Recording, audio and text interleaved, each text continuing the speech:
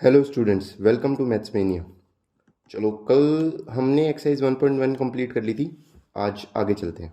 ठीक है, तो देखते हैं थ्योरम 1.2 क्या बोलती है। थ्योरम 1.2 बोल रही है कि fundamental theorem of arithmetic, every composite number can be expressed as a product of primes and this factorisation is unique apart from the order in which the prime factors occur. तो कुछ नहीं है बेटा, simple है। ये ऐसे बोल रहा है कि कोई भी एक कंपोजिट नंबर है। मान लो हम कोई भी कंपोजिट नंबर ले लेते हैं, फॉर एग्जांपल 24 ले लिया हमने। ठीक है, 24 के प्राइम फैक्टराइजेशन करके देखेंगे।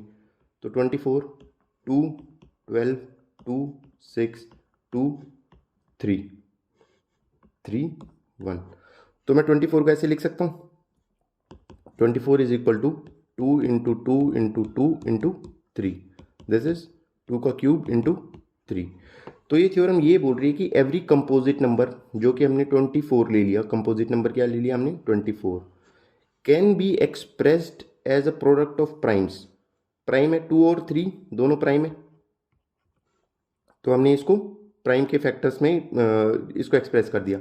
And this factorisation is unique. तो 24 को तुम इसके अलावा 2 और 3, 2 की पावर 2 क्यूब इंटू 3, इसके अलावा किसी भी और फॉर्म में नहीं लिख सकते प्राइम नंबर्स के उसमें। ठीक है, ये बोला हुआ है कि यूनिक रहेगा, ये यूनिक रहेगा apart from the order. Order हम बदल सकते हैं, बल्कि इसको हम ऐसे भी लिख सकते हैं 2 की पावर 3, इसको 3 इंटू 2 की पावर 3। इसके अलावा 24 को कभी भी किसी और तरीके से एक्सप्रेस नहीं किया जा सकता। ये थ्योरम ये बोलती है। चलो और थोड़ा सा इसको एग्जाम्पल को समझने के लिए एक और छोटा सा एग्जाम्पल ले लेते हैं। मानो कोई एक और नंबर लेते हैं हम, मान लो हमने ले लिया 48 ले लिया। ठीक, अब 48 के प्राइम फैक्टराइज करके देख लेते हैं। 48, 2, 24, 2, 12, 2, 6, 2, 3, 3, 1। तो 48 को हम कैसे एक्सप्रेस कर सकते हैं? 2 इंटू 2 इंटू 2 इंटू 2 इंटू 3। तो इसको हम क्या बोल सकते हैं? 2 की पावर 4 इंटू 3, या फिर इसको ऐसे भी लिखा जा सकता है 3 इंटू 2 की पावर 4। तो कुछ नहीं है, ये सिंपल था कि किसी भी कंपोजिट नंबर को हम उसके प्राइम फैक्टर्स के केस में प्राइम फैक्टर्स में उसको रिप्रेजेंट कर सकते हैं, जो कि हमने 48 को 2 की पावर 4 इंटू 3 या फिर 3 इंटू 2 की पावर 4, ये दोनों 2 और 3 प्राइम नंबर्स हैं, हमें पता है। तो हम इसको ऐसे एक्सप्रेस कर सकते हैं, और 48 को इसके अलावा किसी भी और तरीके से एक्सप्रेस नहीं किया जा सकता। तो ये हमारी फंडामेंटल थ्योरम बोलती है, फंडामेंटल थ्योरम ऑफ अर्थमेटिक बोलती है। ठीक है, चलो आगे चलते हैं। अब एक्सरसाइज 1.2 करते हैं। Express each number as a product of its prime factor. कुछ नहीं करना है, इसका प्राइम फैक्टराइजेशन निकालना है, सिंपल है। तो मैं इसमें से आपको एक एग्जांपल करवा देता हूँ। सबसे मुश्किल, जैसे 3, 8, 2, 5, इसको करके देखते हैं। ठीक है, तो चलो आओ इसको करके देखेंगे तो कैसे आएगा। ये 3, 8, 2, 5, मैं 5 से डिवाइड करता हूँ। 5 7 ज़ा 35, 3 5 6 ज़ा 30, 2 5 5 ज़ा 25। फिर मैं इसको फिर से 5 से करता हूँ। 5 1 ज़ा 5, 2 5 5 ज़ा 25, 5 3 ज़ा 15। अब मैं इसको 3 से करता हूँ। 3 5 ज़ा 15, 3 1 ज़ा 3। फिर मैं इसको 3 से करता हूँ तो 17, 17 इंटू 3 51। और इसको मैं फिर से करता हूँ 17 से, तो ये 1। तो 3 8 2 5 को हम कैसे एक्सप्रेस कर सकते हैं? 5 इंटू 5 इंटू 3 इंटू 3 इंटू 17, मतलब 5 का स्क्वायर इंटू 3 का स्क्वायर इंटू 17। ठीक है, तो ये बोला हुआ है कि 3825 को हम सिर्फ और सिर्फ इसी तरीके से एक्सप्रेस कर सकते हैं। इसका ऑर्डर हम बदल सकते हैं, इसको हम ये भी लिख सकते हैं 3 का स्क्वायर इंटू 5 का स्क्वायर इंटू 17। लेकिन जो प्राइम फैक्टर्स रहेंगे वो सिर्फ और सिर्फ ये तीनों ही रहेंगे, इनके अलावा कुछ भी नहीं रहेगा। ठीक है, तो हमने इसको एक्सप्लेन कर दिया। तो बाकी सारे भी आप इस तरीके से कर सकते हैं। अगर कोई भी किसी भी पार्ट में दिक्कत आती है तो आप कमेंट कीजिए, मैं फिर उसको एक्सप्लेन कर दूंगा। ठीक है, हो जाएगा। बस सिंपली प्राइम फैक्टराइजेशन करना है और इसको ऐसे एक्सप्रेस करना है, सिंपल है, और कुछ भी नहीं है। तो हमने ये वाला कर लिया। आगे चलते हैं। Find the LCM and HCF of the following pair of integers and verify that LCM into HCF is equal to product of two numbers. चलो ठीक है, इसमें से भी सबसे मुश्किल वाला उठा लेते हैं। मैं ले लेता हूँ ये वाला 336 एंड 336 एंड 54। तो क्या करेंगे बेटा, पहले 336 का वो ले लेते हैं, प्राइम फैक्टराइजेशन करते हैं अपन सबसे पहले। तो चलो 336 को कर लेते हैं। ये 336 यहाँ पे लिख देते हैं, इसका प्राइम फैक्टराइजेशन कर लेते हैं। तो ये 336 आ गया। 336, तो 2 से करता हूँ। 2 1 ज़ा 2, 2 6 ज़ा 12, 2 8, 2 8 ज़ा 2 4 2 4 2 2 2 1 फिर 3 3 7 ज़ा 21 7 1 ज़ा। तो 336 को मैं कैसे लिख सकता हूँ बेटा? 336 को हम लिख सकते हैं 2 into 2 into 2 into 2 into 3 into 7। तो इसको मैं लिख सकता हूँ 2 की पावर 4 इंटू 3 इंटू 7। ठीक है, ऐसे हम 54 का करके देख लेते हैं। ये 336 का कर लिया हमने, ये 54 का करके देख लेते हैं। तो 54 को करो, चलो ये 54 आ गया। 2 2 ज़ा 4 27 फिर 3 9 ज़ा 27 3 3 ज़ा 9 3 1 ज़ा 3। तो मैं 54 को कैसे लिख सकता हूँ बेटा? 54 को मैं ऐसे लिख सकता हूँ 2 इंटू 3 इंटू 3 इंटू 3। तो ये कितना आ गया? 2 इंटू 3 का क्यूब। ठीक है, अब हमारे पास दो चीज़ें आ गई। एक तो आ गया ये 336, ये आ गया, और 54 को हम ऐसे एक्सप्रेस कर सकते हैं। ठीक है, तो चलो अब हम निकालते हैं एलसीएम। एलसीएम हमें क्या पता था कि सारी टर्म्स लिखनी है और जो सब टर्म्स में जो सबसे बड़ा होगा वो लिखना है। तो सबसे पहले हम 2 उठाते हैं। 2 सबसे ज़्यादा कहाँ पे है? ये, तो ये हमने लिख दिया 2 की पावर 4। फिर हम देखेंगे 3, 3 सबसे ज़्यादा कहाँ पे है? यहाँ पे है, 3 का क्यूब। फिर हम देखेंगे 7, तो यहाँ पे तो 7 है नहीं, इसमें 7 है, तो ये 7 एज इट इज़ लिख दिया। तो ये कितना आ गया? 2 की पावर 4 इंटू 3 का क्यूब इंटू 7। इसको हम सॉल्व करेंगे तो ये आ जाएगा 3024।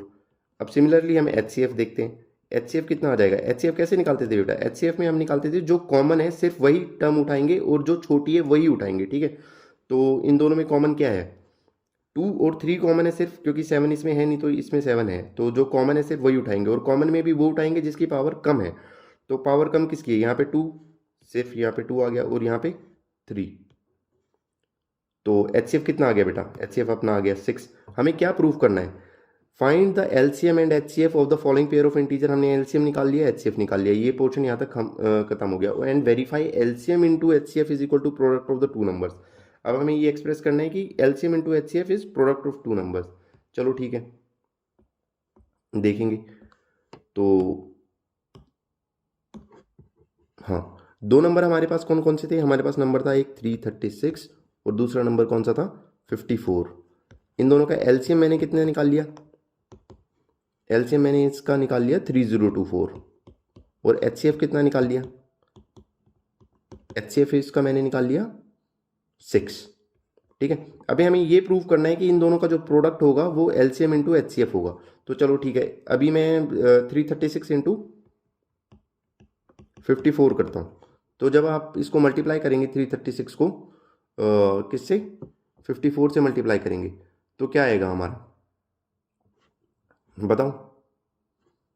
इसको जब हम मल्टीप्लाई करेंगे, इसको सॉल्व करेंगे तो अपना आ जाएगा 18144। ठीक है, ये तो आ गई हमारी एक इक्वेशन। फिर मैं क्या करूँगा? एलसीएम इंटू एचसीएफ को मल्टीप्लाई करता हूँ। एलसीएम इंटू एचसीएफ को मल्टीप्लाई करता हूँ तो ये कितना आ गया? 3024 इंटू 6। इसको जब हम सॉल्व करेंगे तो हमारा आ जाएगा 18144। ये भी सेम आ गया। तो यहाँ से मैं बोल सकता हूँ बेटा 1 इज इक्वल टू 2 आ गया। देयरफॉर सबसे इंपॉर्टेंट ये क्वेश्चन आता है हमेशा। ठीक है, तो इसमें हम ये बोल सकते हैं, हम ये प्रूव कर, इस चीज़ से हमने ये प्रूव कर दिया कि प्रोडक्ट ऑफ टू नंबर्स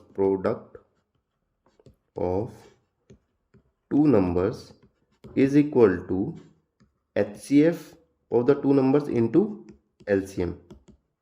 ठीक है, ये एक फॉर्मूला बन गया हमारे पास, इसको हम ध्यान रखेंगे, इससे क्वेश्चन डायरेक्ट आ जाता है।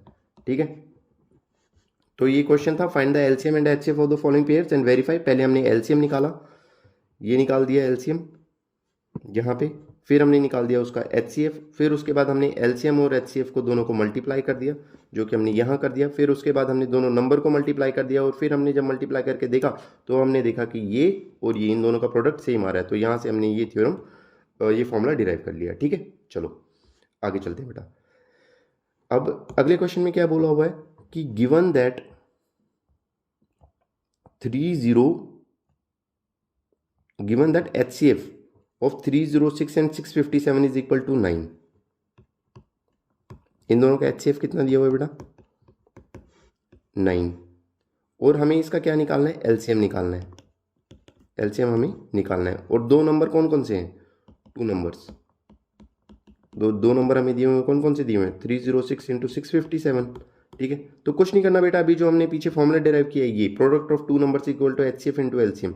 तो यहाँ पे ये देख लो, दोनों नंबर को मल्टीप्लाई कर देता हूँ अगर मैं, 306 into 657 is equal to HCF की वैल्यू कितनी है 9 और एलसीएम हमें निकालना है, तो एलसीएम यहाँ से निकालेंगे। तो इसको डिवाइड करने की कोशिश करो, चलो ठीक है, देखते हैं। तो इसको मैं डिवाइड करता हूँ, मान लो अगर इसको 3 से मैं कट करता हूँ तो 3 3 ज़ा 9, 3 1 ज़ा 3 0, 3 2 ज़ा 6। फिर इसको मैं फिर से डिवाइड करता हूँ 3 से, 3 3 ज़ा 9, 1 10, 3 4 ज़ा 12। तो ये हमारा क्या आ गया बेटा, एलसीएम की वैल्यू कितनी आ गई, एलसीएम की वैल्यू आ गई हमारी 34 इंटू 657। ठीक है, और ये वैल्यू कितनी आ जाती है, जब हम इसको मल्टीप्लाई करेंगे तो ये आ जाएगा 22338। ये हमारा आंसर आ गया। सिंपल था, कुछ नहीं करना, वो फॉर्मूला लगाना है, product of two numbers is equal to, ये सेम फॉर्मूला लगाना है, product of two numbers is equal to HCF into LCM.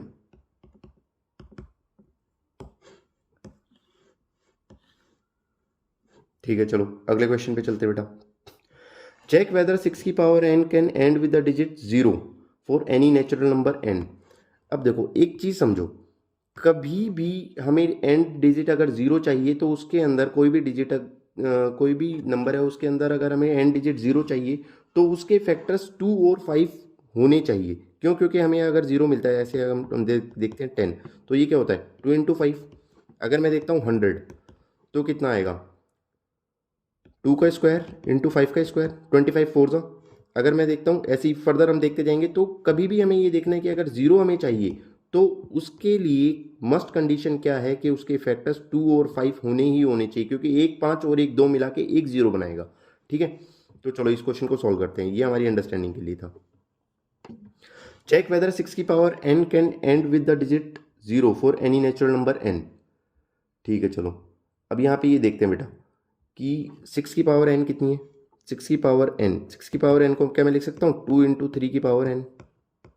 बोलो, यहां से हम ये बोल सकते हैं, it can be observed, it can be seen that 5 is not in the prime factorisation of 6 की पावर n। Therefore 6 की power n will not end with the digit 0 for any natural number n।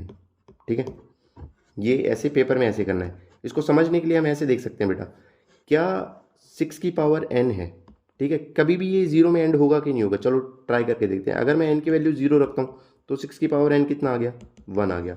अगर मैं n की value 1 रखता हूँ तो 6 की power 1 कितना आ गया बेटा, 6 आ गया। अगर मैं n की वैल्यू 2 रखता हूँ तो 6 की पावर 2 कितना आ गया, 36 आ गया। ऐसे हम फर्दर करते जाएंगे, लेकिन एंड में कभी भी ऐसा कोई नंबर नहीं मिलेगा हमें जिसमें एंड में हमें 0 मिले। ठीक है, क्यों, क्योंकि 0 मिलने के लिए मस्ट कंडीशन क्या है कि हमारे पास एक 2 होना चाहिए और एक 5 होना चाहिए, तभी हमें जाके एक 0 मिलेगा। ठीक है, तो यहां से हमने ये क्वेश्चन सॉल्व कर लिया। चलो आगे चलते हैं। Explain why this number and this number are composite numbers. अब कंपोजिट नंबर क्या होते हैं बेटा, कंपोजिट नंबर हमने पढ़ा था, कंपोजिट नंबर वो होते हैं जिसके मोर देन 2 फैक्टर्स होंगे।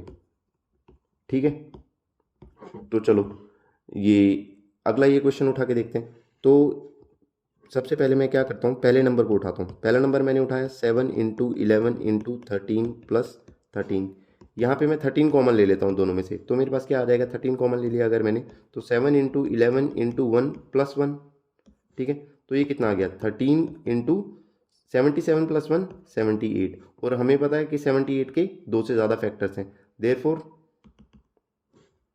This is a composite number, this is a composite number. ठीक है, क्यों, क्योंकि 78 के हम 2 से ज़्यादा फैक्टर्स हैं। अगला नंबर मैं उठा के देख लेता हूँ, कुछ नहीं, अगला number 7 into 6 into 5 into 4 into 3 into 2 into 1 plus 5। फिर कुछ नहीं करना, सेम यहाँ से 5 कॉमन ले लो, यहाँ से 5 कॉमन ले लो, इधर क्या आ गया, यहाँ पे 5 कॉमन ले लेता हूँ अगर मैं, तो क्या आएगा 7 into 6 into 1 into 4 into 3 into 2 into 1 plus 1। तो जब मैं इसको सॉल्व करूँगा इस पूरी टर्म को, तो मेरे पास क्या आ जाएगा 1,008 आ जाएगा, और ये कितना आ जाएगा +1, तो ये कितना आ गया 5 इंटू 1,009। अब फिर सेम वही 1,009 के हमारे पास 2 से ज़्यादा फैक्टर होंगे, therefore this is a composite number because 1,009 has more than 2 factors।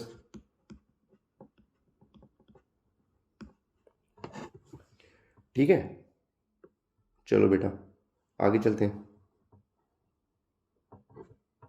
Simple था, कोई दिक्कत नहीं आनी चाहिए। अगर आपको ऐसे देखना है जैसे कि इसके मोर देन 2 फैक्टर्स कैसे हैं, तो ये देखो जैसे 78 को मैंने उठा लिया, तो 78 यहाँ पे आ गया, तो 78 कितना आ गया 2 2 3 ज़ा 6 7 2 9 ज़ा फिर 3 13 ज़ा 13 1 ज़ा, तो 78 के कितने फैक्टर्स आ गए, 2 आ गया 3 आ गया 13 आ गया, तो मोर देन 2 फैक्टर्स है ना। वो प्राइम नंबर की कंडीशन हमारे पास क्या थी कि वो नंबर सिर्फ और सिर्फ खुद से और 1 से डिविजिबल होना चाहिए, लेकिन यहाँ पे 78 2 से ज़्यादा फैक्टर से डिविजिबल है, इसलिए ये कंपोजिट नंबर होगा। ठीक है, चलो आगे चलते हैं। There is a circular path around a sports field, Sonika takes 18 minutes to drive 1 round of the field while Ravi takes 12 minutes for the same. Suppose they both start at the same point. चलो जैसे question में दिया हुआ है वैसे के वैसे solve करना शुरू करते हैं। मान लो ये एक स्टार्टिंग पॉइंट है, यहाँ से सोनिया स्टार्ट करती है, यहीं से सोनिया स्टार्ट करती है और यहीं से रवि स्टार्ट करता है। ठीक है, सोनिया को यहाँ से वापस घूम के आने में, यहाँ से वापस घूम के इस एक राउंड को कंप्लीट करने के अंदर कितना टाइम लग जाता है, 18 मिनट्स लग जाते हैं। और सेम ये तो है सोनिया जब कवर करेगी, जब रवि इसी चीज़ को कवर करता है बेटा, तो रवि इसको कितनी देर के अंदर कवर कर देता है, रवि इस चीज़ को कवर कर देता है 12 मिनट्स के अंदर, 12 मिनट्स के अंदर रवि कंप्लीट कर देगा। ठीक है, suppose they both start at the same point and at the same time and go in the same direction. ठीक है, दोनों सेम डायरेक्शन में जाने, after how many minutes will they meet again at the starting point. ऐसा कभी भी question आपको दिखे पेपर में तो क्या करना है, इन दोनों का एलसीएम ले लेना है, सिंपल। तो हमने क्या किया, हमने ले लिया एलसीएम ऑफ 18,12। चलो निकालते हैं एलसीएम प्राइम फैक्टराइजेशन मेथड से। ये 18 आ गया, 18 2 9 ज़ा 18 3 3 ज़ा 3 1 ज़ा, और यहाँ पे हम 12 कर लेते हैं, तो यहाँ पे 12 को देखो, ये 12 आ गया, 2 6 ज़ा 12 2 3 ज़ा 3 1 ज़ा। तो 18 को हम कैसे लिख सकते हैं, 2 इंटू 3 का स्क्वायर, और 12 को कैसे लिख सकते हैं, 2 का स्क्वायर इंटू 3। तो एलसीएम लेने के लिए मैंने आपको क्या बोला था, सबसे पहले वो नंबर सारे नंबर उठाएंगे और जो जिस नंबर की पावर ज़्यादा होगी वो नंबर उठाएंगे। तो इसमें से 2 और 3 में से यहाँ पे 2 की पावर ज़्यादा किसमें, इसमें है, तो ये वाला 2 स्क्वायर उठा लिया हमने।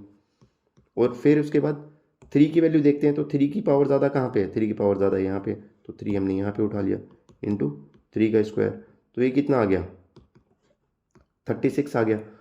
तो क्या हुआ, they will therefore they will meet after 36 minutes.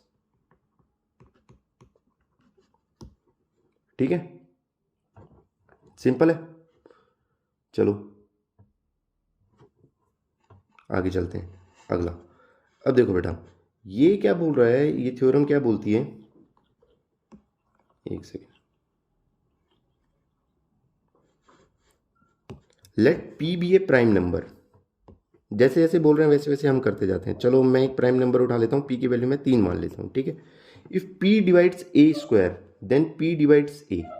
तो एक बात बताओ, ए की वैल्यू अगर मैं, चलो सपोज करते हैं ए की वैल्यू मैं मान लेता हूँ 6। ठीक है, तो ए स्क्वायर की वैल्यू कितनी हो जाएगी, यहाँ से ए स्क्वायर की वैल्यू 36 हो जाएगी। ठीक है, तो क्वेश्चन अगर ये बोल रहा है कि अगर पी ए स्क्वायर को डिवाइड करेगा, पी अगर ए स्क्वायर को डिवाइड करता है तो पी डेफिनेटली ए को भी डिवाइड करेगा। तो चलो देखते हैं, क्या 36 डिवाइड करेगा, 3 डिवाइड करेगा 36 को? हाँ डिवाइड करेगा, आंसर हमारा आएगा 12। तो इसके बाद क्या मैं बोल सकता हूँ कि ये ए को भी डिवाइड करेगा ये, तो 6 डिवाइडेड बाई 3, ये आंसर आ गया 2। तो हाँ जी, ये इसको भी डिवाइड करेगा। सिंपल, कुछ नहीं करना है इस थ्योरम के अंदर। सिंपल एक चीज़ दी हुई है कि अगर एक नंबर है वो किसी के स्क्वायर को डिवाइड करता है, अगर 3 6 के स्क्वायर को डिवाइड करेगा तो 3 6 को भी डिवाइड करेगा। सिंपल, बस इतना सा है ये क्वेश्चन, ये थ्योरम, ठीक है। सिंपल सी थ्योरम है और कुछ नहीं बोलना, कुछ नहीं बोलती है थ्योरम। आगे चलो, तो अब अगला देखते हैं। हाँ, ये चलो चलो, ये मैंने पहले पढ़ाया हुआ था बच्चों को, फिर से 1 मिनट आपको दिखा देता हूँ, ठीक है। ये बेटा एक स्टैंडर्ड क्वेश्चन बनता है, ठीक है, हर बार पेपर में आएगा। इसकी √2 की जगह पे कुछ और वैल्यू आ जाएगी, √2 की जगह पे √5 ले लेंगे, कभी √7 ले लेंगे, √11 ले लेंगे, कुछ भी आ जाए। हम लोगों को ये वाला इस तरीके के क्वेश्चन एक तरीके से सॉल्व करने, सिंपल तरीके से। किस तरीके से सॉल्व करेंगे? ये वाले क्वेश्चन हम सॉल्व करेंगे कॉन्ट्राडिक्शन मेथड से, ठीक है। कैसे? Contradiction method, contradiction method. अब कॉन्ट्राडिक्शन मेथड क्या बोलता है? चलो ठीक है, कॉन्ट्राडिक्शन ये मेथड बोलता है कि हमें क्वेश्चन में बोला हुआ है कि √2 एक इरेशनल नंबर है, हमें क्या प्रूव करना है कि √2 एक इरेशनल नंबर है। तो हम क्या मान लेते हैं, let √2 is a rational number. इसको मैंने बोल दिया कि √2 क्या है, एक रैशनल नंबर है। तो कोई किसी भी रैशनल नंबर को हम a/b की फॉर्म में लिख सकते हैं, ठीक है। तो यहाँ से अगर मैं b को इस तरफ लेके जाऊँ तो क्या मेरा आ जाएगा, a is equal to √2b आ जाएगा, ठीक है। और अगर मैं स्क्वायरिंग बोथ साइड करता हूँ तो क्या आ जाएगा मेरा, ए स्क्वायर की वैल्यू कितनी आ जाएगी बेटा, ए स्क्वायर की वैल्यू 2b आ जाएगी, ठीक है। तो यहाँ से अभी हमने पीछे पढ़ा था एक थ्योरम, यहाँ से हम ये बोल सकते हैं कि जो 2 है वो ए स्क्वायर को डिवाइड कर रहा है। देखो, इस चीज़ को ऐसे समझेंगे। अगर मैं लिखता हूँ, एक चीज़ बताओ, अगर मैं लिख लेता हूँ 16 इज इक्वल टू 2 इंटू 8, ठीक है। 16 क्या होता है, 4 का स्क्वायर होगा, इसको लिख दिया 2 इंटू 8। तो क्या मैं बोल सकता हूँ कि अगर 2 16 को डिवाइड कर रहा है तो 2 4 को भी डिवाइड करेगा, सेम जो हमने पीछे थ्योरम पढ़ी थी, ये वाली थ्योरम। लेट पी बी ए प्राइम नंबर। अगर 2 ए स्क्वायर को डिवाइड करेगा तो 2 ए को भी डिवाइड करेगा। सिंपल, वही कंसेप्ट मैं यूज कर रहा हूँ यहाँ पे भी, ठीक है। तो अगर 2 ए स्क्वायर को डिवाइड करेगा, देयरफॉर 2 विल डिवाइड ए। यहाँ पे इसको मैं इक्वेशन 1 बोल देता हूँ, इसको इक्वेशन नंबर 2 बोल देता हूँ। और यहाँ पे जो सबसे इंपॉर्टेंट चीज़ जो बेटा जो मिस हो गई, वो यहाँ पे हमें ये बोलना है कि ये जो ए और बी हैं, ये जो यहाँ पे मैंने ए और बी सपोज करा है, वो दोनों को प्राइम है। ए एंड बी आर को प्राइम। को प्राइम का मतलब है कि इन दोनों के, मतलब ए और बी का कोई भी कॉमन फैक्टर नहीं होगा 1 के अलावा, ठीक है। चलो ठीक है, आगे चलते हैं। ये इक्वेशन 2 आ गई। अब आगे चल के देखते हैं, अगला उठाते हैं इसको। 2 विल डिवाइड ए, यहाँ तक हमने सॉल्व कर लिया। चलो, अब इसके बाद अगला स्टेप क्या करेंगे? अगला स्टेप चलो देखते हैं क्या होगा।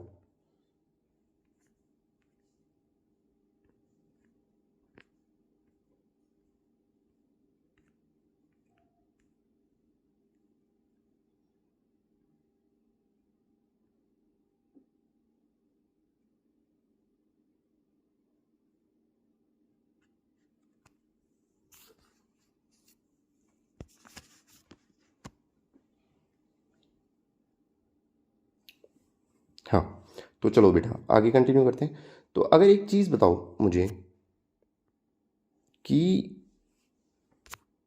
अगर ये ए है, ए अगर टू अगर ए को डिवाइड कर रहा है तो क्या मैं लिख सकता हूँ ए is equal to 2c।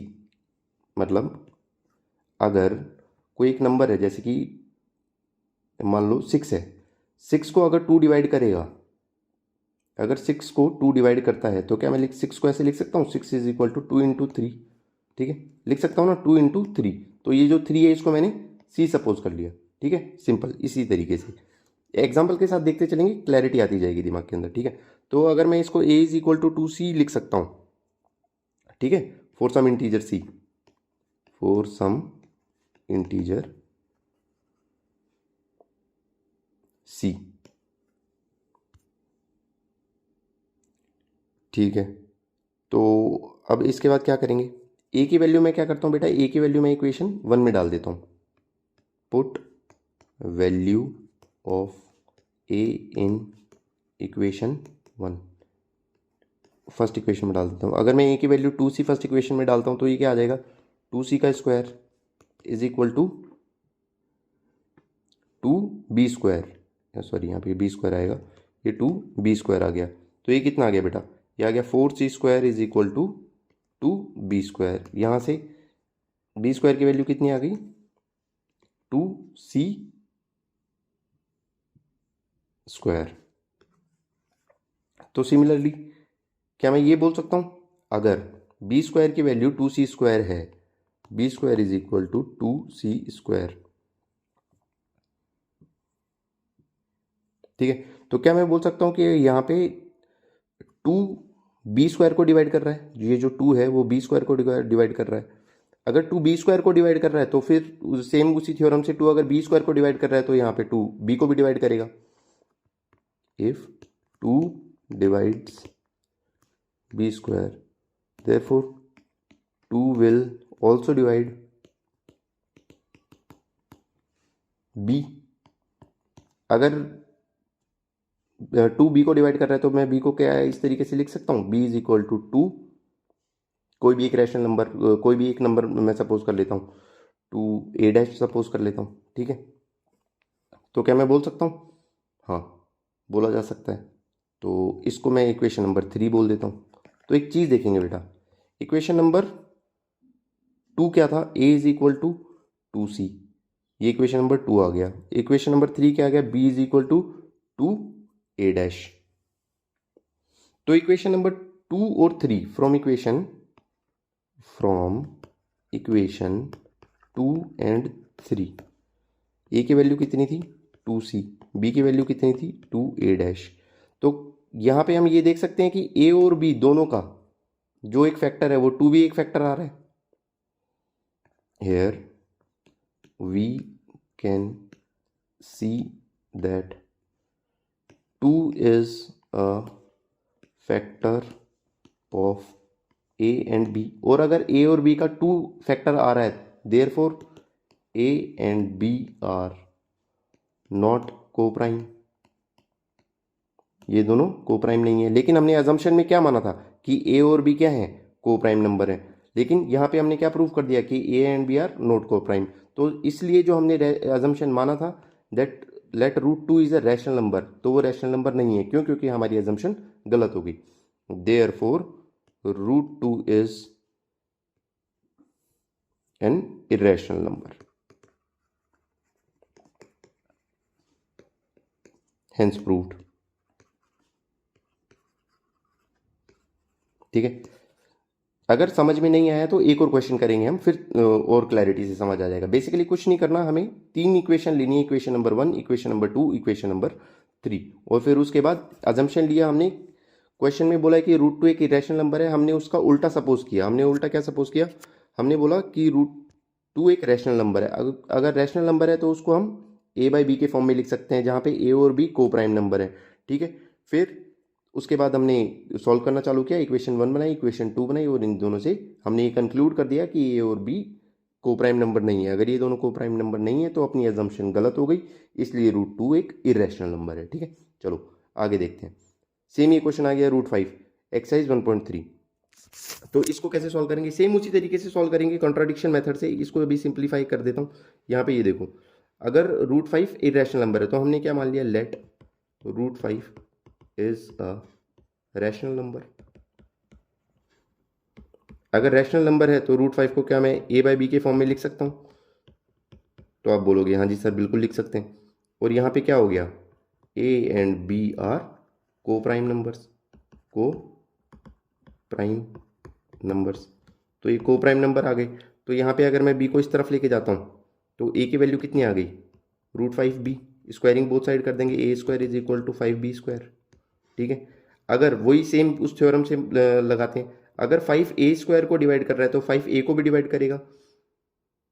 If 5 divides a square therefore 5 will also divide a। तो अगर 5 a को डिवाइड कर रहा है तो क्या मैं यहाँ से ये बोल सकता हूँ बेटा कि a is equal to 5 into कोई भी एक नंबर में मान लेता हूँ 5 c डैश मान लेता हूँ, ठीक है। तो यहाँ से मेरी एक इक्वेशन आ गई, इक्वेशन नंबर 1। कुछ नहीं करना, सेम वही इक्वेशन बनानी है, ठीक है। अब मैं क्या करता हूँ, अगर ये यहाँ पे हमने क्या किया था इक्वेशन नंबर 1 बनाने के बाद, इधर देखो यहाँ पे हमने इक्वेशन नंबर 1 बना लिया, 2 विल डिवाइड ए की वैल्यू इतनी आ गई, ठीक है। तो हाँ नहीं, इसको इक्वेशन नंबर 2 बोल देते हैं हम लोग, इसको इक्वेशन नंबर 2 बोलेंगे। और ये एक इक्वेशन जो पहला था, पहली जो कंडीशन थी, इसको इक्वेशन नंबर 1 बोल दिया। अब क्या करते थे हमने, इधर देखो हमने क्या किया, ये वैल्यू को इक्वेशन 1 के अंदर पुट किया था, इस वैल्यू को। तो चलो आगे चल के देखते हैं। तो हम क्या करेंगे, ये जो है a is equal to 5 c dash, put this value in equation 1, value in equation 1। Equation 1 के अंदर इस वैल्यू को डाल दो, तो ए की वैल्यू कितनी आ गई, 5 सी डैश, यहाँ पे रख दो, 5 सी डैश का square is equal to 5 b square. तो ये कितना आ गया, 25 c dash is equal to 5 b square. तो यहाँ से ये कट गया, 5 c dash is equal to b square. तो क्या मैं बोल सकता हूँ बेटा कि अगर यहाँ पे ये 5 बी स्क्वायर को डिवाइड कर रहा है तो 5 बी को भी डिवाइड करेगा। If 5 divides b square, therefore 5 will also divide b। तो क्या मैं b को ऐसे लिख सकता हूँ, 5 b इज इक्वल टू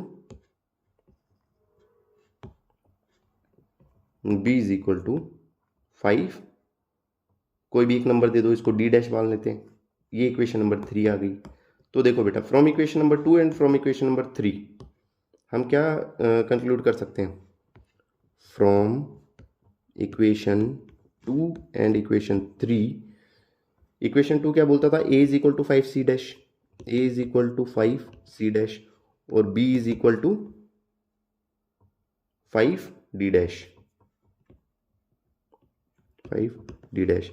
तो यहां से मैं बोल सकता हूं बेटा कि a और b, a and b have 5 as a common factor, therefore a and b are not co-prime, so our assumption is wrong।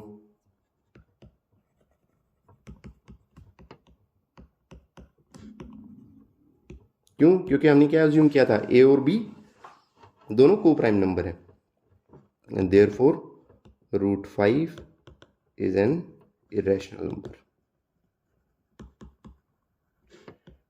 number, hence proved।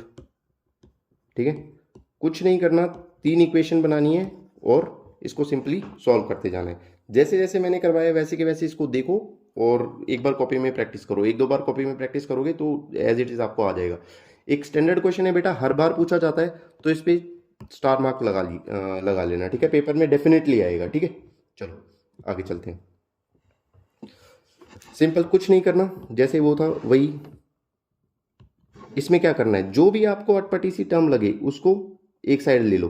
तो इसको मैं बोल देता हूँ, prove that 3 + 2 √5 is an irrational number. तो मैं मान लेता हूँ लेट वही 3 + 2 √5 इज अ रैशनल नंबर।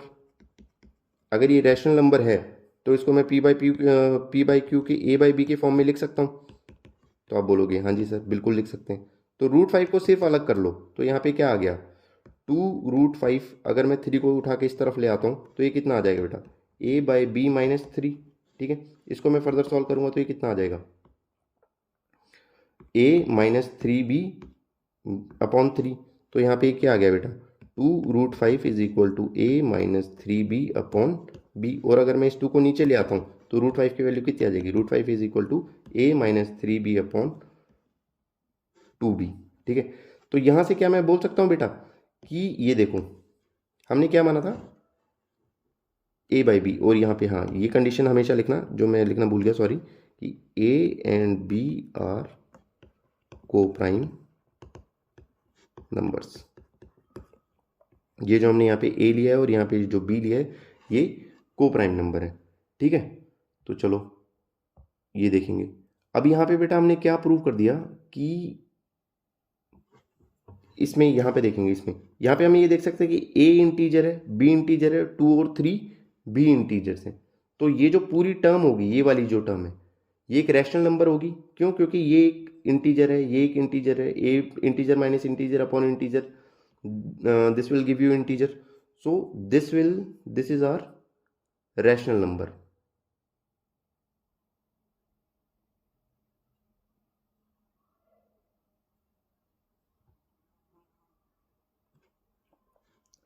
इसको हमने क्या बोल दिया, ये वाली जो टर्म है ये रैशनल होगी। और यहाँ पे हम क्या बोलते हैं कि √5, अगर ये RHS रैशनल नंबर है तो √5 भी रैशनल नंबर होगा। लेकिन हमने पीछे अभी क्या प्रूफ किया था, पीछे अभी हमने क्या प्रूफ किया था, ये देखो कि √5 क्या है, इरेशनल नंबर है। तो यहाँ पे LHS not equal to RHS आ रहा है, तो अपनी जो कॉन्ट्राडिक्शन है वो गलत हो गई। हमने क्या सपोज किया था कि ये एक रैशनल नंबर है, therefore our assumption is wrong, assumption is wrong and 3 plus 2 √5 is a rational number. Simple है, ठीक है, कुछ नहीं करना। जो भी टर्म आपको अजीब सी दिखे, जो रूट के अंदर दिखे, उसको सिर्फ अकेला एक लेफ्ट साइड में छोड़ दो, बाकी सबको RHS में लेके चले जाओ, जो कि हम यहाँ लेके आ गए हैं, ठीक है। उसके बाद हमने क्या, कुछ नहीं किया, जो RHS है वो एक, ये भी इंटीजर है, ये भी इंटीजर है, तो RHS एक रैशनल नंबर हो जाएगा। उस हिसाब से तो LHS भी एक रैशनल नंबर होना चाहिए। लेकिन हमें पता है कि √5 रैशनल नहीं, इरेशनल नंबर है, हमने पीछे प्रूव किया था। तो यहाँ से हम बोल सकते हैं कि LHS not equal to RHS, therefore our assumption is wrong and 3 plus 2 √5 is not a rational 3 5 is not a rational number, is not a rational number, ठीक है। चलो सेम, अब देखो ये सेम क्वेश्चन है बेटा, बार बार इसको रिपीट करने से कोई मतलब नहीं है। मैं किसी एक चीज़ को करके दिखा देता हूँ आपको, ठीक है। तो अभी ये वाला क्वेश्चन तो अभी आप जैसे हमने पहले किया था सेम वैसे के वैसे प्रूव कर देंगे। इसको भी जैसे √5 किया था वैसे के वैसे प्रूव कर देंगे। ये एक अलग है, तो मैं हम इसको उठा लेते हैं 1/√2 को, ठीक है।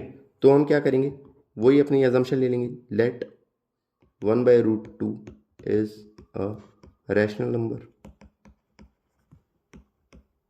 अगर ये एक रैशनल नंबर है तो इसको हम a/b की फॉर्म में लिख सकते हैं, where a and b are coprime, ठीक है। तो यहाँ से इसको, अगर इसको मैं ऊपर की तरफ लेके जाता हूँ, और एक सेकेंड, हाँ, इसको √2 को अगर मैं उधर लेके जाता हूँ, a और b को इधर लेके आता हूँ, तो ये क्या आ जाएगा, b/a इज इक्वल टू √2। बोलो, मतलब √2 की वैल्यू कितनी आ गई, b/a। और हमने क्या देखा था बेटा कि b एक इंटीजर है, ये एक इंटीजर है, तो ये जो राइट साइड है ये हमारा क्या आ जाएगा, ये एक रैशनल नंबर है। उस हिसाब से ये भी हमारा रैशनल नंबर होना चाहिए। लेकिन अभी हमने थोड़ी देर पहले प्रूफ किया था कि √2 इज इरेशनल, तो यहाँ से क्या आ जाएगा बेटा, हमारा LHS not equal to RHS, ये not a rational number. Right side वाला रैशनल है, लेफ्ट साइड वाला not a rational number, therefore our assumption is wrong, assumption is wrong and 1/√2 is an irrational number, ठीक है। Simple है, चलो आगे करेंगे। कुछ नहीं करना, जो भी एक टर्म है मैंने आपको बोला था उसको एक साइड ले जाओ अकेले। तो 1/√2 को हमने कैसे एक्सप्रेस कर दिया, ऐसे एक्सप्रेस कर दिया।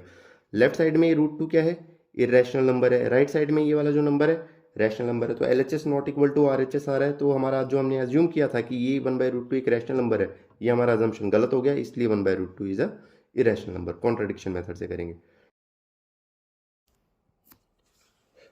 ठीक है। तो चलो बेटा अगला देखते हैं, ये थ्योरम 1.5। तो देखते हैं थ्योरम 1.5 हमें क्या बोलती है। तो बेटा थ्योरम 1.5 बोलती है, let x be a rational number, let x be a rational number whose decimal expansion terminates।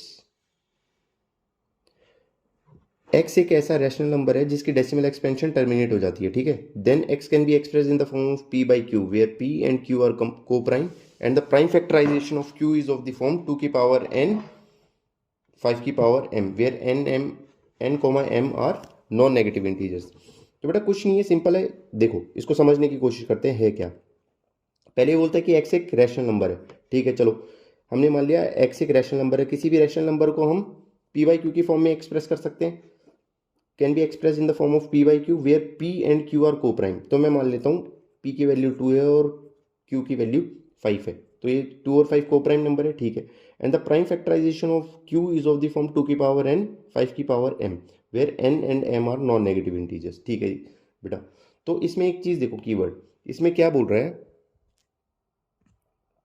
इसमें ये क्या बोल रहा है, देखो बेटा कि जो डेसिमल एक्सपेंशन है वो टर्मिनेट करेगा। डेसिमल एक्सपेंशन टर्मिनेट्स, टर्मिनेट का मतलब क्या हो गया, देखो डिवाइड करके देखते हैं इसको।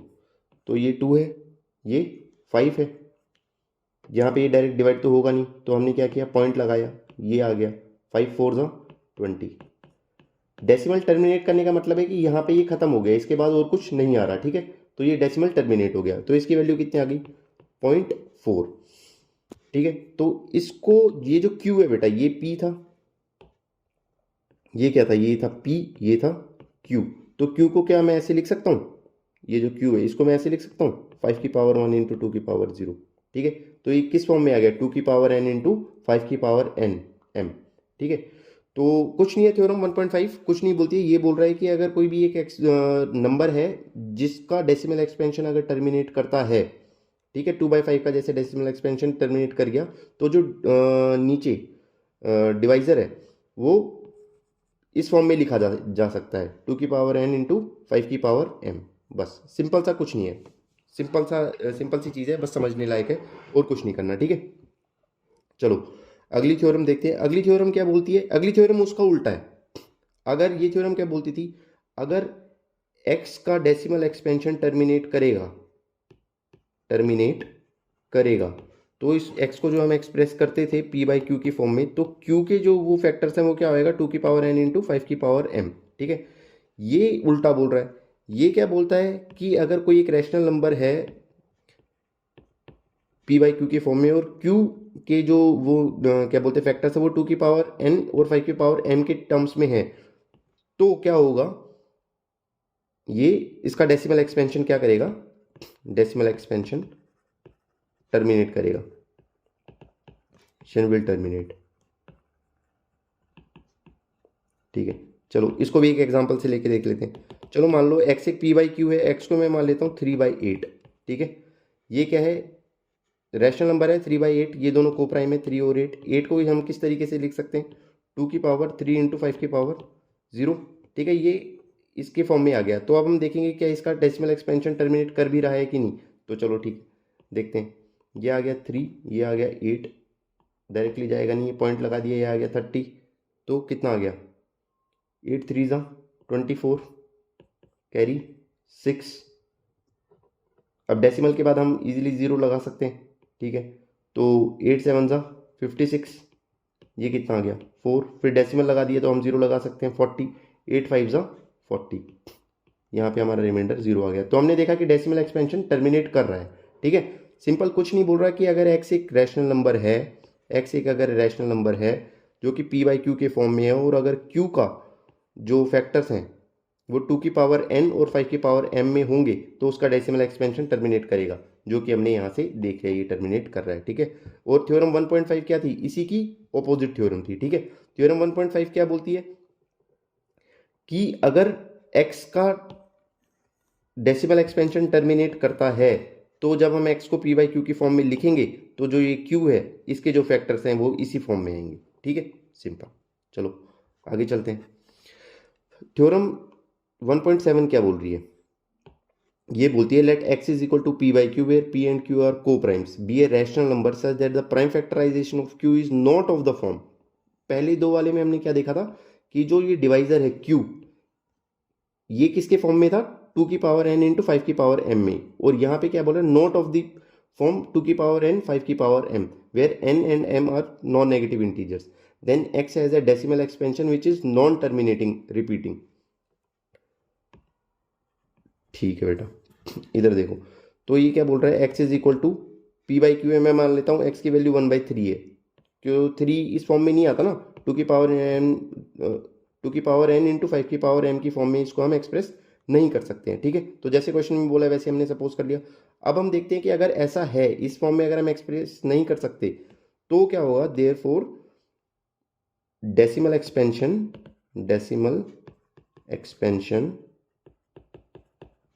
Is non terminating and repeating. तो हम जानते हैं 1/3 को हम कैसे लिख सकते हैं, 0.3333, ये चलता ही जाएगा बेटा, कभी खत्म नहीं होगा। तो हमने ये देख लिया कि अगर कोई एक रैशनल नंबर है जो कि p बाई क्यू के फॉर्म में है, जहाँ पे q इस फॉर्म में रिप्रेजेंट नहीं किया जा सकता, तो इसका जो डेसिमल एक्सपेंशन होगा बेटा वो रिपीटिंग और नॉन टर्मिनेटिंग और रिपीटिंग आएगा, ठीक है। तो हमने यहाँ से देख लिया ये आ रहा है, ठीक है। तो अगर मैं तीनों थ्योरम को एक साथ क्लब करके बताऊं, ये देखो,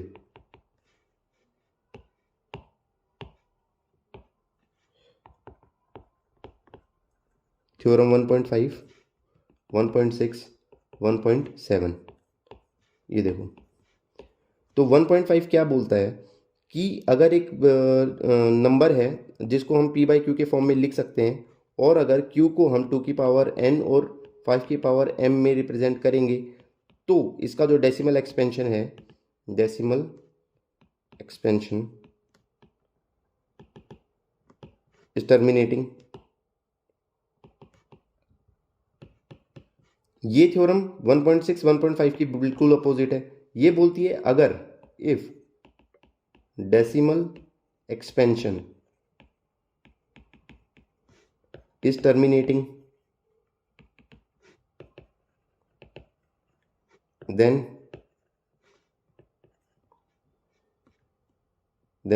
जो नंबर है उसको हम किस फॉर्म में रिप्रेजेंट कर सकते हैं, p बाई क्यू के फॉर्म में रिप्रेजेंट कर सकते हैं, और q की जो q के जो फैक्टर्स होंगे वो 2 की पावर n और 5 की पावर m में हम रिप्रेजेंट कर सकते हैं। और थ्योरम 1.7 बोलती है कि अगर एक ऐसा नंबर है p बाई क्यू जिसको हम q को 2 की पावर n और 5 की पावर m में रिप्रेजेंट नहीं कर सकते, तो क्या होगा कि उसके जो डेसिमल एक्सपेंशन है वो डेसिमल एक्सपेंशन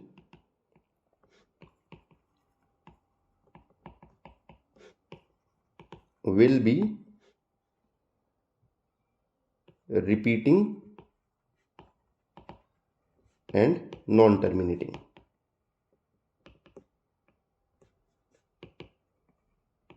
ठीक है, तो वो आपको समझ में आया होगा। अगर थोड़ा बहुत डाउट भी रह गया तो अब हम क्वेश्चन सॉल्व करेंगे तो उससे हमें ज़्यादा क्लैरिटी आ जाएगी, ठीक है। ये 3 थ्योरम थी बेटा, 1.5, 1.6, 1.7। आगे चल के देखते हैं। चलो, अब हमें क्वेश्चन में क्या बोल रहा है कि without actually performing the long division method, ठीक है, state whether the following rational numbers have a terminating decimal expansion or a non terminating repeating decimal expansion. ठीक है, तो अभी हमने सीखा था अगर कोई भी टर्म है, जैसे मैं मान लो मैं इसको उठा लेता हूँ 13/3125, हमने क्या पढ़ा था थ्योरम में, अगर इसको हम 2 की पावर n और 5 की पावर m के अंदर अगर हम रिप्रेजेंट कर पाएंगे तो ये क्या होगा, टर्मिनेटिंग होगा। तो इसका जो डेसिमल है वो कैसे होगा, टर्मिनेटिंग। और अगर हम इसको इस फॉर्म में नहीं रिप्रेजेंट कर पा रहे हैं 2 की पावर n और 5 की पावर m में, तो इसका जो डेसिमल एक्सपेंशन है वो कैसा होगा, नॉन टर्मिनेटिंग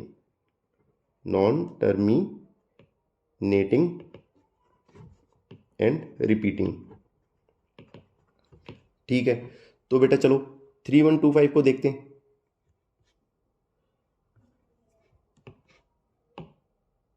क्या था पहला 13/3125, तो पहले मैं इसको उठा लेता हूँ, इसका प्राइम फैक्टराइजेशन देख लेते हैं 3125 का। तो 5 6 ज़ा 30, 1 5 2 ज़ा 10 12, 5 6 ज़ा 30, 1 5 2 ज़ा 10 2 12 5 5 ज़ा 25।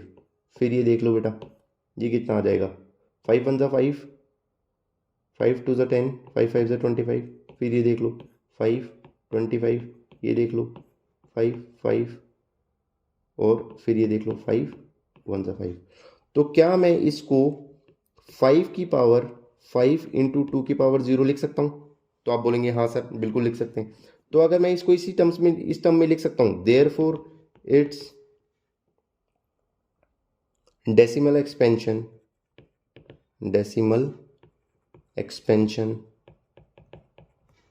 Is terminating. तो हमने क्या किया, क्वेश्चन में जैसे बोला हुआ था कि without actually performing the long division, हमने यहाँ पे कोई इन दोनों को डिवाइड करके थोड़ी देखा है, नहीं देखा, हमने सिर्फ नीचे वाले के फैक्टर्स निकाले हैं, ठीक है। State whether the following rational number will have a terminating decimal expansion or non terminating repeating decimal expansion, ठीक है। तो हमें कुछ नहीं करना बेटा, हर क्वेश्चन में ये देखना है, डिवाइजर उठा लो, डिवाइजर अगर 2 की पावर n और 5 की पावर m में अगर रिप्रेजेंट कर पा रहे हैं तो टर्मिनेटिंग होगा, और अगर नहीं कर पा रहे हैं तो नॉन टर्मिनेटिंग नॉन रिपीटिंग होगा, ठीक है। तो ये हमने कर दिया। मैं चलो एक और सॉल्व करवा देता हूँ आपके लिए। तो एक चीज़ देखो बेटा, अगला हम कौन सा उठाएं, चलो ये वाला उठा लेते हैं, मुश्किल वाला, ठीक है। ये वाला उठा के देखते हैं, 129,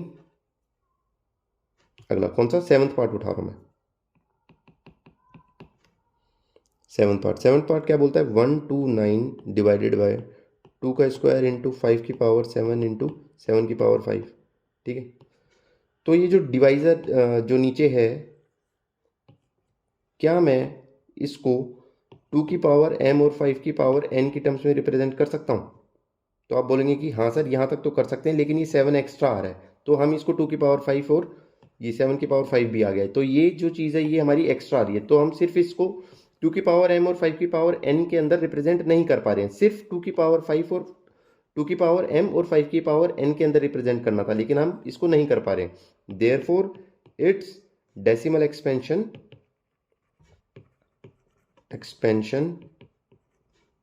is non-terminating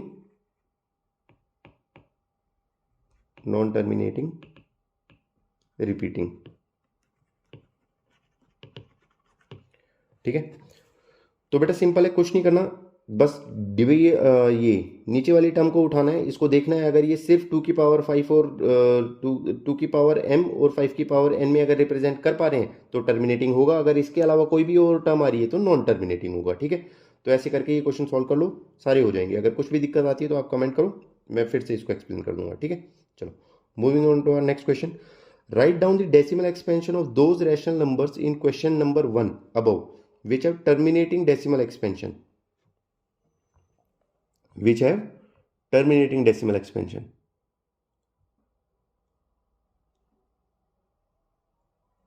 ठीक है।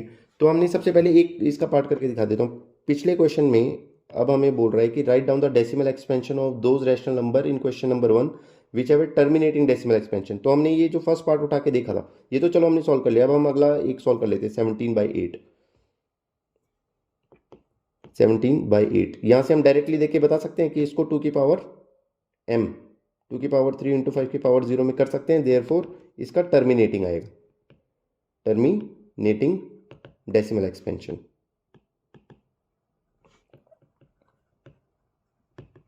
कोई दिक्कत नहीं।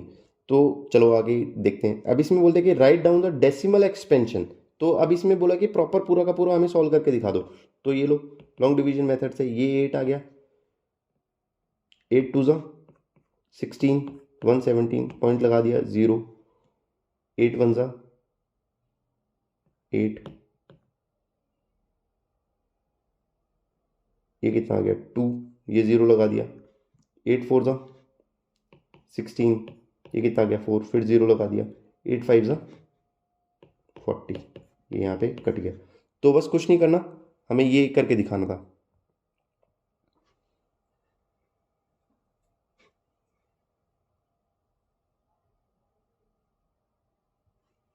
नहीं यहाँ पे देखो क्या आ गया 2.1, नहीं बेटा यहाँ पे ये देखो, सॉरी यहाँ पे 4 नहीं आएगा ना, यहाँ पे 2 आएगा, ठीक है।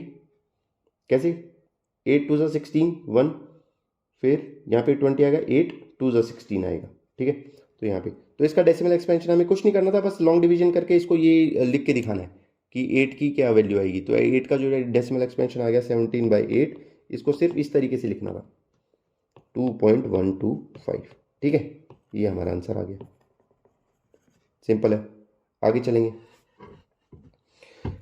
अब देखो बेटा, एक चीज़, ये क्वेश्चन करवाने से पहले मैं आपको एक चीज़ समझाता हूँ। दो टाइप के नंबर थे, एक था रैशनल नंबर और एक था इरेशनल नंबर।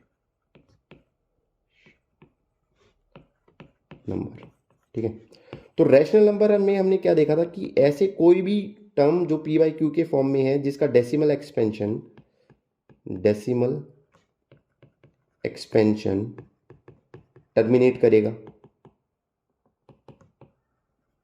वो रैशनल नंबर था। और जिसका decimal expansion is non terminating but repeating. जैसे हमने देखा था बेटा पीछे क्वेश्चन में 1/3, तो ये कितना था 0.333। टर्मिनेट तो नहीं हो रहा है लेकिन रिपीट तो कर रहा है, तो ये रैशनल नंबर होगा। ठीक है, लेकिन अगर मैं यहाँ पे कुछ बात करता हूँ, ऐसे नंबर जिनका decimal expansion is non terminating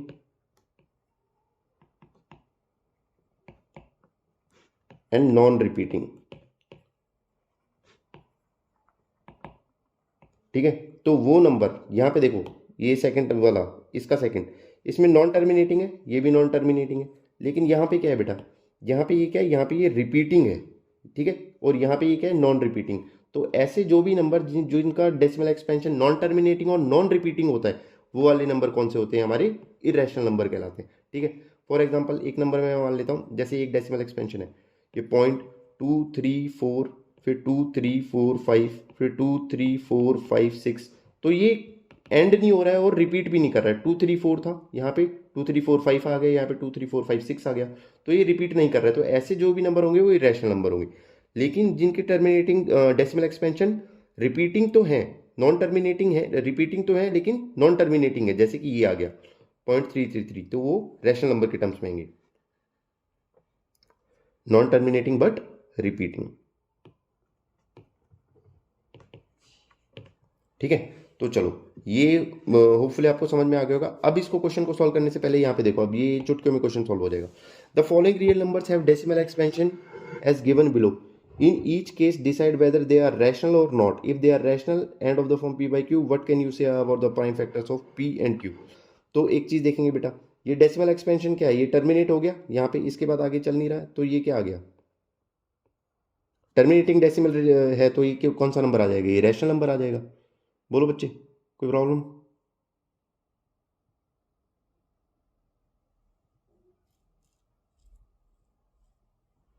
क्यों, डेसिमल एक्सपेंशन टर्मिनेटिंग है, डेसिमल एक्सपेंशन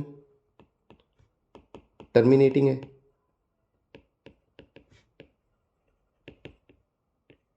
तो ये कौन सा नंबर आ गया, ये रैशनल आ गया। ये देखो यहाँ पे ये नॉन टर्मिनेटिंग और नॉन रिपीटिंग है बेटा, नॉन टर्मिनेटिंग और नॉन रिपीटिंग। तो बोलो कौन सा आ गया, तो हमने अभी पढ़ा था, यहां से देख के आप बोल दोगे कि सर ये कौन सा है, ये है इरेशनल नंबर, ये इरेशनल नंबर आ गया। और यहां पे देखेंगे बेटा ये क्या कर रहा है, ये नॉन टर्मिनेटिंग और नॉन टर्मिनेटिंग है लेकिन बट रिपीटिंग, जो कि ये वाला केस था हमारा। तो ये कौन सा, ये नंबर कैसा आ जाएगा बेटा, इरेशनल नंबर आ जाएगा, सिंपल। ठीक है,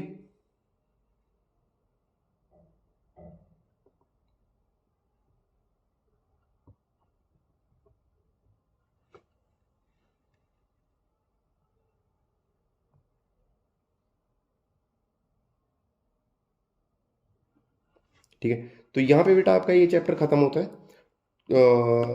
होपफुली आपको ये चैप्टर समझ में आया होगा। अगर कोई भी इसमें प्रॉब्लम आती है तो आप कमेंट कीजिए, उसके बाद मैं एक नया वीडियो डाल दूंगा। जिस भी क्वेश्चन में आपको कुछ प्रॉब्लम आती है, कुछ भी इशू आता है, तो उसको हम दोबारा से डील कर लेंगे। ठीक है, अब ये चैप्टर नंबर 1 कंप्लीट हो गया। सबसे टफ चैप्टर था ये आपके एनसीईआरटी का फर्स्ट चैप्टर। इसके बाद जितने भी चैप्टर्स आएंगे वो सारे स्मूथ आएंगे, ठीक है। और अब मैं क्या करूँगा, अगले एक लेक्चर के अंदर मैं ट्राई करूँगा कि रियल नंबर्स के जितने भी प्रीवियस ईयर क्वेश्चंस हैं जो बार बार आते हैं, मैं वो आपको सॉल्व करवा दूंगा ताकि आपका ज़्यादा टाइम ना जाए। बस आप वो वीडियो देखें और इस चैप्टर का ये वाला वीडियो देखें और प्रीवियस ईयर क्वेश्चन सॉल्व कर जाएं, ताकि फिर जब आप पेपर में अटेम्प्ट करने जाएंगे तो रियल नंबर से आपका कोई भी सवाल गलत ना हो, आप फुल मार्क्स स्कोर कर सकते हैं, ठीक है, ईजिली। तो चलिए ठीक है बेटा, थैंक यू। और please do like, subscribe and share with your friends this channel. Okay.